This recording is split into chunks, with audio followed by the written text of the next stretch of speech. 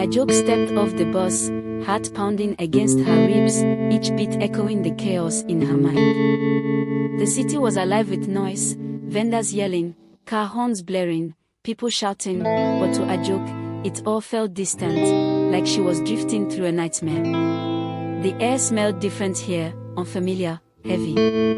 She was far from home, far from bombing, far from the pain she was trying to escape. But no matter how far she ran, the weight of her secret followed her, like a shadow she couldn't shake. She paused on a narrow, dusty street, gripping her small bag, her hands trembling from fear and exhaustion. The few naira she had left were from her savings. She had taken nothing from Tony. She couldn't bear the idea of being indebted to him. Just the thought of his name made her stomach churn. His voice still lingered in her ears, the threats, the vile whispers. "You'll never escape me, Ajoke. You belong to me." But now, she was free. Or so she thought. She found a rundown guest house, barely more than a shack on the edge of town. The sign was faded, the paint peeling, but it was cheap, and that was all she needed. She paid for a week with the little she had, her hands shaking as she handed over the contracts. The man behind the counter idle swallowed belly but said nothing. No judgment. No questions. She was thankful for that. Once inside her room, she collapsed onto the bed, the thin mattress sagging under her weight. The walls felt like they were closing in, suffocating her. She stared at the cracked ceiling, letting the tears come, silent and hot, streaming down her face. The room was her cage, but at least it was a cage of her choosing. She touched her belly gently, whispering, "I don't know how we are going to do this, but I promise I'll protect you. I'll keep you safe." Days turned into weeks, and Ajoke tried to carve out a life for herself. She found work at a small restaurant, washing dishes and cleaning tables. The pay was meager, barely enough to cover her rent, but it was something. The physical work kept her mind occupied, even though the shame gnawed at her every day. She kept to herself, avoiding questions, keeping her head down. Her belly grew rounder, a constant reminder of the life growing inside her. A life she still didn't know how to explain. What would she tell her child? That he or she was born out of betrayal, out of violence. Ajoke couldn't bear to think about it. She shoved those thoughts deep down, burying them under the routine of her days. But the nights were unbearable. Alone in her dark room, she couldn't escape the memories. Tony's face haunted her dreams, his hands, his voice. "Tell anyone, and I'll kill you. You know I can." Every knock at the door made her jump, every shadow outside her window set her on edge. Then, one night, everything changed. It was late. The restaurant had closed hours ago, and Ajoke was trudging back to her room, exhaustion weighing her down. She was halfway down the dimly lit street when she saw it, a car parked at the corner. A black sedan. Her heart skipped a beat.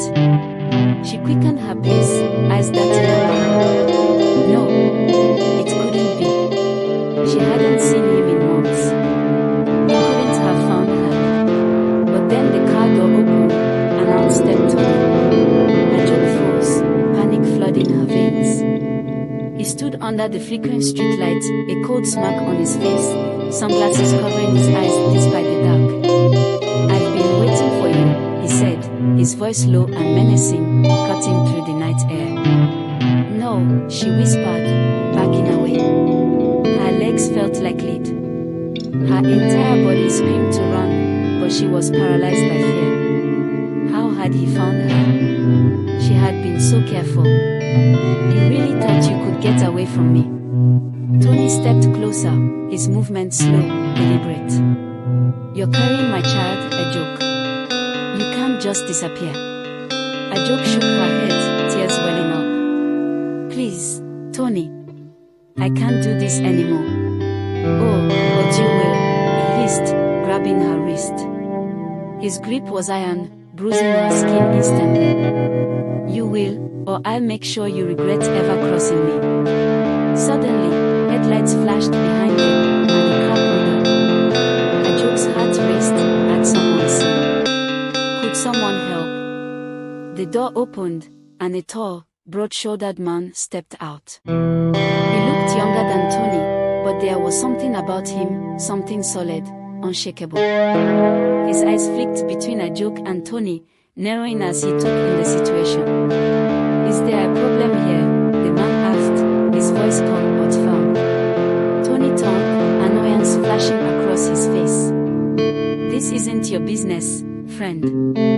The man didn't back down. It is if she doesn't want you touching her. Tony's grip tightened on Ajoke's wrist, and she winced in pain. But she didn't speak. She couldn't. Fear had stolen her voice. I suggest you walk away, Tony growled, his eyes darkening. The man stepped closer, his stance unwavering. I suggest you let her go. There was a moment of tense silence, and for a second, Ajoke thought Tony would lash out. But then, with a sneer, he shoved her hand away. This isn't over, Ajoke, Tony spat, his voice dripping with venom. You'll regret this. He climbed back into his car, the tires screeching as he sped off into the night. Ajoke stood frozen, her entire body trembling. The man watched the car disappear before turning to her. You okay? He asked, his voice softer now, concerned. Ajoke nodded, though she wasn't sure if she was. Her legs felt weak, her head spinning. I don't know. He gave her a kind smile. I'm Yemi. I live just down the road. If you need anything, don't hesitate to ask. Ajoke hesitated, but something about Yemi's calm presence made her feel a tiny spark of safety. It was the first time in a long time that she hadn't felt utterly alone. Ajoke, she whispered, her voice barely audible. For the first time in months, the world didn't seem so dark. In the days that followed, Ajoke found herself looking forward to Yemi's visits. He would walk her home after work, making casual conversation. He didn't ask too many questions, never prying into her past, and she was grateful for that. He was a distraction from the constant fear that Tony would come back. But even as she started to feel a flicker of hope, the weight of her secret grew heavier. One night, as they walked together under the dim streetlights, Yemi stopped and looked at her, concern etched on his face. You seem like you're carrying a lot, he said gently. You don't have to tell me, but if you ever want to talk, I'm here. Ajoke looked away, her heart tightening. She wanted to tell him. She wanted to spill everything, the abuse, the fear, the baby growing inside her. But how could she? How could she burden him with her darkness? I appreciate it, Yemi, she whispered, her voice thick with emotion. But I'm not ready. He nodded, his understanding making her want to cry. Whenever you are. But deep down, Ajoke knew she couldn't keep the secret forever. Tony's threats hung over her like a storm cloud, and she knew, sooner or later, he would come back. And when he did, she wouldn't be able to protect herself or her unborn child.